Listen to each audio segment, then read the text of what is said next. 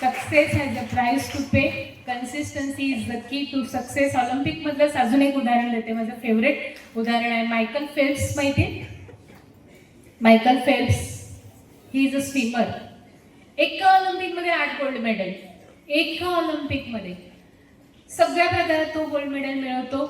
Olympics संपन्न होते, medal distribution होतं. मायकलची पत्रकार परिषद चालू असते, सगळे पत्रकार बसलेले असतात. मायकल असा बसलेला असतो, सगळेजण त्याचं कौतुक करत असतात, अभिनंदनाचा वर्षाव चालू असतो. आणि जर्नलिस्ट उभा राहतो आणि म्हणतो, Michael, you won 8 gold medal in 1 Olympics. Don't you think you are so lucky? तू एका ऑलिम्पिक्समध्ये 8 गोल्ड मेडल मिळवलंस, तू किती नशीबवान आहेस.